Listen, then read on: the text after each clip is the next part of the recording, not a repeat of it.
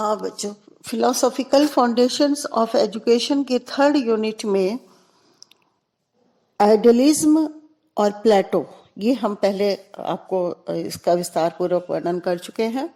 अब हम next chapter start कर रहे हैं, नेचुरलिज्म। नेचुरलिज्म यानी प्रकृतिवाद, इसका मीनिंग, कॉन्सेप्ट एंड प्रिंसिपल्स, ये आज हम इस लेक्चर में बताएंगे। प्रकृतिवाद शब्द जो है वो विभिन्न अर्थों में प्रयुक्त होता है, क्योंकि प्रकृतिवाद शब्द का विभिन्न अर्थों में प्रयोग इसलिए होता है क्योंकि इसका जो आधार है प्रकृति को विभिन्न रूपों में स्वीकार किया जाता है। हाँ, इसलिए इसका कोई किसी एक अर्थ को बताना आसान नहीं है। जैसा कि रॉस ने भी लिखा है, प्रकृतिवाद शब्द की एक परिभाषा देना कठिन है। प्रकृतिवाद शब्द की एक परिभाषा देना कठिन है, यह तो कई अर्थों में प्रयुक्त किया जाता है।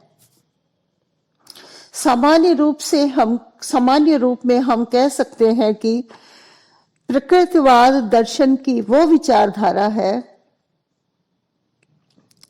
सामान्य रूप में हम कह सकते हैं कि प्रकृतिवाद दर्शन की वो विचारधारा है जो प्रकृति के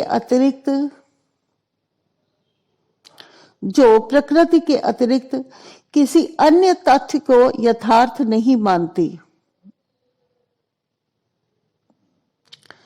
किसी अन्य तथ्य को यथार्थ नहीं मानती, और न ही प्रकृति के परे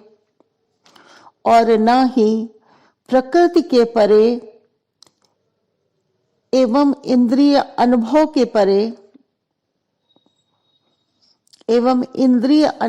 परे किसी अन्य तत्व का अस्तित्व ही स्वीकार करती है।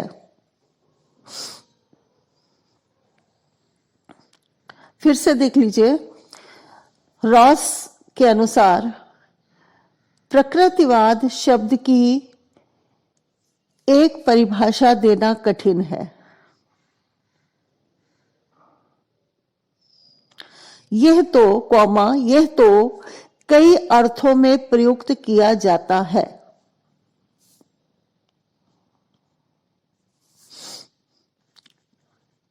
यह तो कई अर्थों में प्रयुक्त किया जाता है।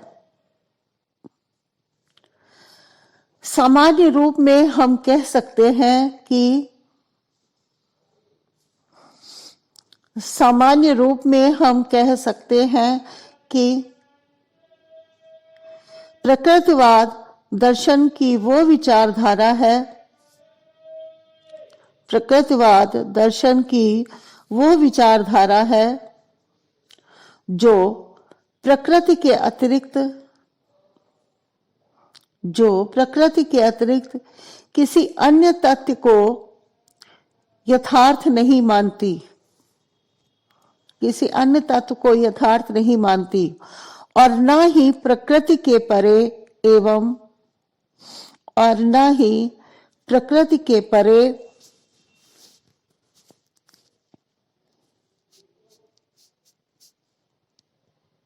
एवं इंद्रिय अनुभव के परे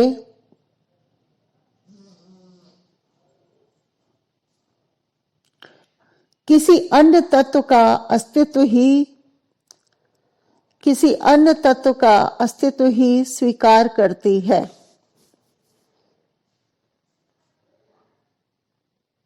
हाँ, इन्वर्टर कॉमा क्लोज। इसका मतलब है कि प्रकृतिवादी विचारधारा के अनुसार प्रत्येक वस्तु प्रकृति से उत्पन्न होती है, फिर उसी में लीन हो जाती है। हाँ, अब हम देखते हैं कि विभिन्न विद्वानों ने प्रकृतिवाद के बारे में क्या परिभाषाएं दी हैं, जिससे कि उसका अर्थ या उसका स्वरूप क्लियर होता है। जेम्स वार्ड के अनुसार प्रकृतिवाद वो सिद्धांत है जो प्रकृति को ईश्वर से अलग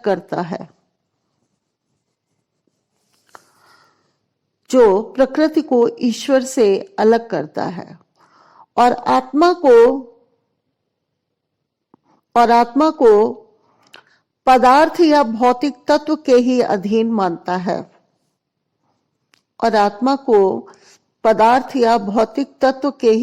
मानता है, तथा अपरिवर्तनशील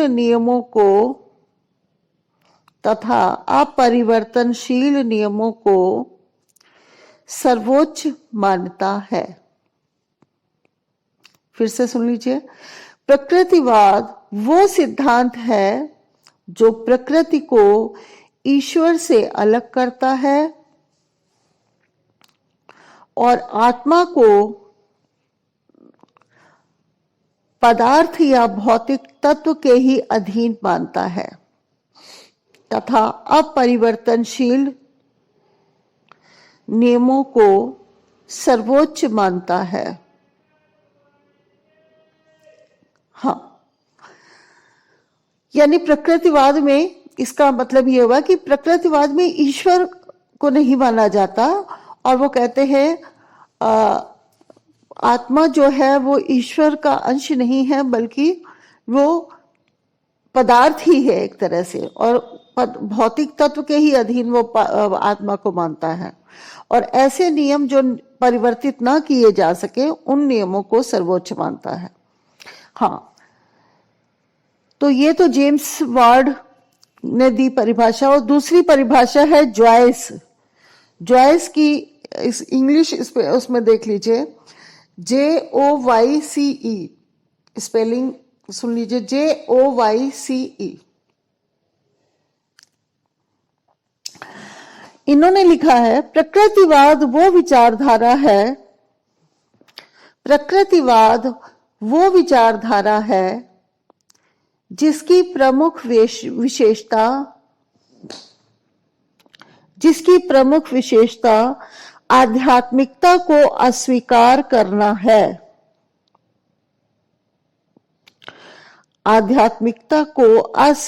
करना है,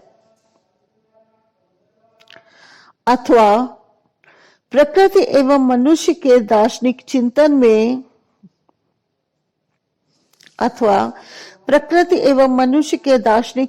में उन बातों को स्थान देना है जो हमारे अनुभवों से परे नहीं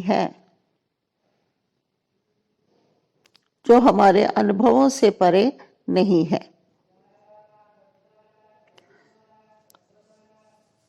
हाँ, फिर से एक देख लीजिए, जॉयस के अनुसार प्रकृतिवाद वो विचारधारा है जिसकी प्रमुख विशेषता आध्यात्मिकता को अस्वीकार करना है, अथवा प्रकृति एवं मनुष्य के दार्शनिक चिंतन में उन बातों को स्थान देना है जो हमारे अनुभवों से परे नहीं है।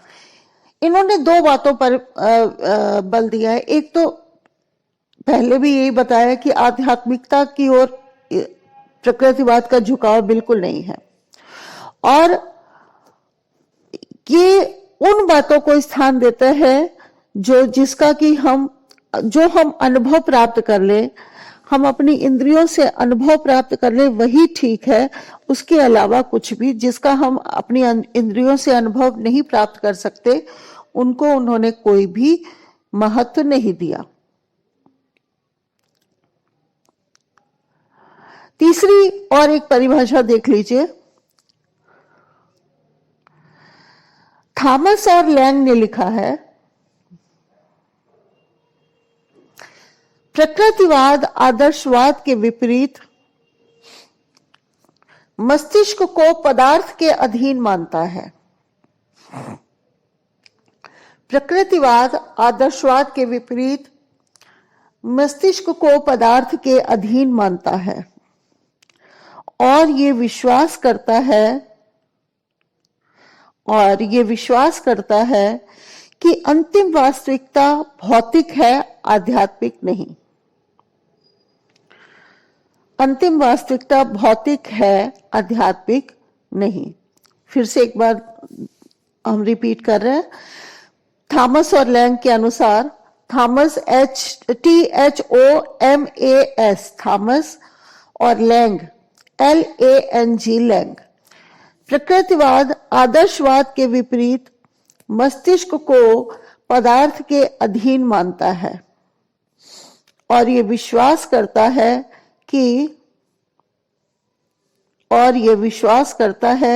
कि अंतिम वास्तविकता भौतिक है, आध्यात्मिक नहीं। तो इस परिभाषा में भी इन्होंने बताया, उन्होंने मस्तिष्क को श्रेष्ठ माना था आदर्शवादियों ने, लेकिन इन्होंने मस्तिष्क को एक पदार्थ के अलावा कुछ नहीं माना और इन्होंने भी आध्यात्मिक सत्ता को स्वीकार नहीं किया। तो इस तरह से इन परिभाषाओं से भी हमें यही पता चलता है कि प्रकृतिवादी जो है वो प्रकृति को ही सत्य मानते हैं। उनके द्वारा जो चीजें इंद्रियों के द्वारा जिनका अनुभव हो सकता है, जिन चीजों का, वही सत्य है, और इंद्रियों से जिनका अनुभव नहीं हो पाता वो सब काल्पनिक है। और इसके अलावा प्रकृतिवादी आध्यात्मिक सत्ता या ईश्वरीय सत्ता को बिल्कुल नहीं मानते हैं। उनका कहना है कि दुनिया की हर चीज का जन्म प्रकृति से होता है, सभी चीजें प्रकृति में पैदा होती हैं, इसी में विकसित होती हैं और अंत में उसी में विलीन भी हो जाती हैं। तो इस तरह से ये प्रकृतिवाद का अर्थ हमने समझाने का प्रयास किया। अब इसके सिद्धांत, हालांकि इन सिद्धांतों में भी वही सब बातें बताई जाएंगी जो परिभाषाओं में बताई गई, लेकिन उनको अलग से पॉइंट्स में बताएंगे। हम इसको प्रकृतिवाद की विशेषताएं भी कह सकते हैं या सिद्धांत भी कह सकते हैं। इसमें पहला पॉइंट है, प्रकृति ही सब कुछ है, यानी प्रकृति ही सत्य है, शाश्वत है। सभी पदार्थ प्रकृति से निकलते हैं और प्रकृति में ही विलीन हो जाते हैं। और प्रकृति क्या है? प्रकृति सब कुछ है। ये जो संसार जो दिखाई दे रही है प्रकृति केवल भौतिक तत्वों से निर्मित है, इसमें कोई भी ईश्वर का कोई रोल नहीं है, या आध्यात्मिक तत्व, ईश्वर या आत्मा, ये सब कुछ नहीं है। और प्राकृतिक तत्व ही शाश्वत है और अमर है। और चूंकि संसार में सभी तत्व प्राकृतिक नियमों के ही अधीन है।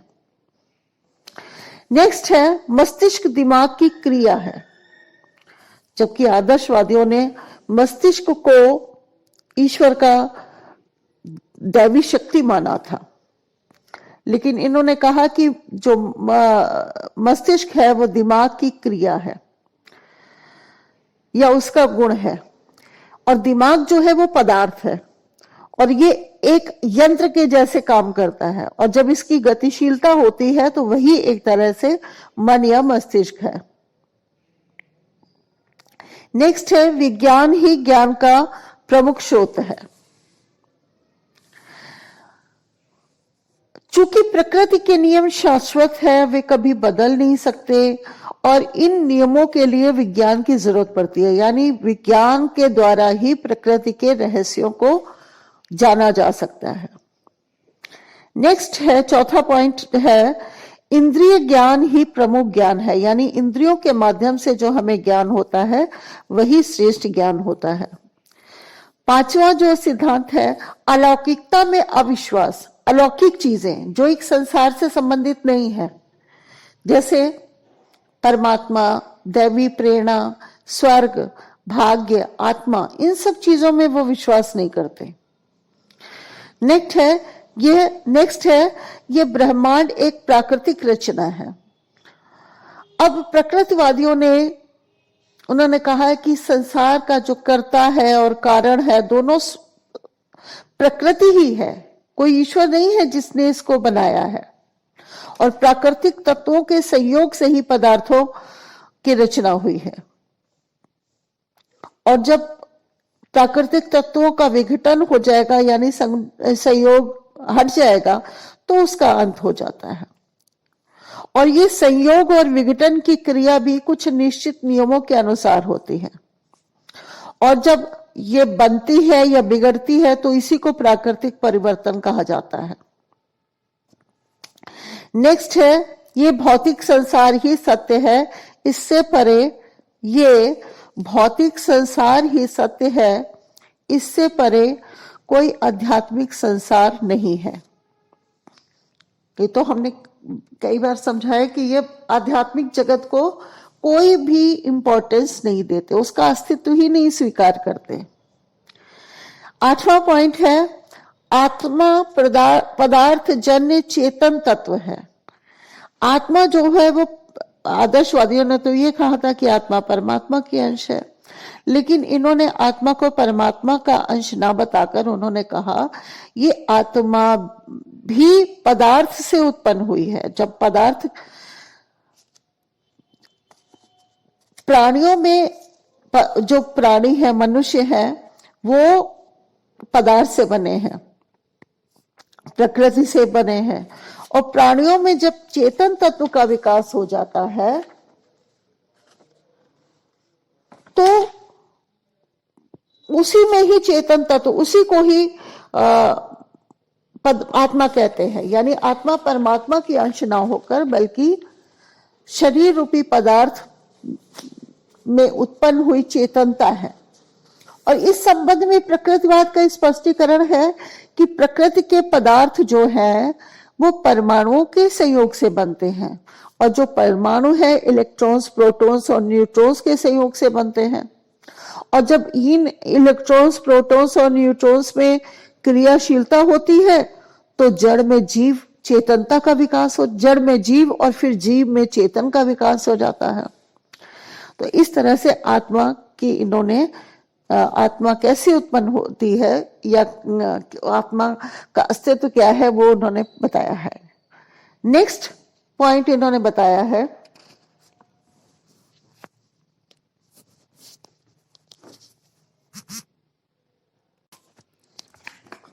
हाँ, नेक्स्ट पॉइंट है, मनुष्य संसार की सर्वश्रेष्ठ रचना है।